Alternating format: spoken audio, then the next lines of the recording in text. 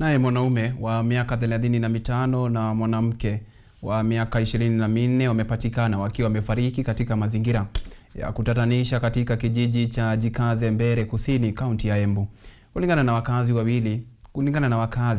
wawili hao walikuwa wapenzi na mwanaume alimuua mpenziwe kabla ya kujinyonga. Hata hivyo, polisi bado hawajabaini chanzo cha tukio hilo.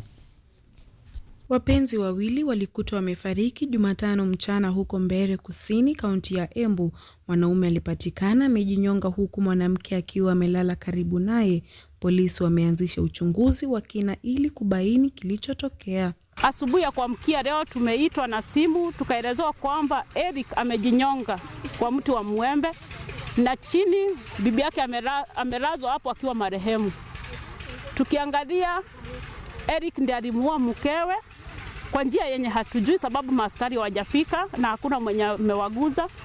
So hiyo ni janga lenye limetuguza sisi kama wenye familia, na tunaomba vijana, tafadhali mtu akifika mwisho, afadhali ujiongee ama utafute usaidizi kwa mtu mwingine. Kulingana na wakazi na majirani, wawili hao walionekana mara ya mwisho katika kituo cha biashara siku ya Jumanne jioni. Jana walishinda pamoja, wakaendea simu ng'ambo ile pamoja, wakaja Jikaze pamoja, wakaelekeza tu pamoja, wakiwa wanapendana pamoja mpaka maraso yao pale nyumbani.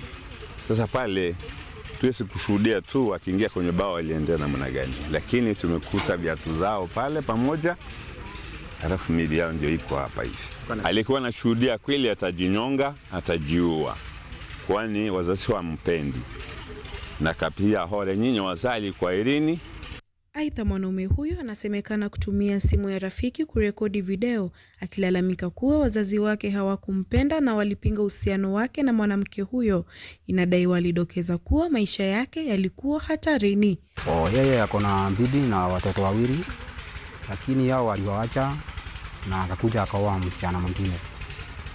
Lakini wazazi wake walikuwa na msihi sana, akimwambia arudie watoto wake, juu wao wanateseka na huyu ana mtoto wake. Sasa wazazi wake alikuwa anaomba huyu msichana, anawaambia vizuri arudi kwao, juu yule wamekaa naye mtu wa hasira na mtu.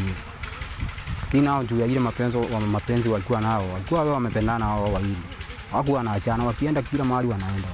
Hata hivyo, polisi bado hawajathibitisha kisa hicho.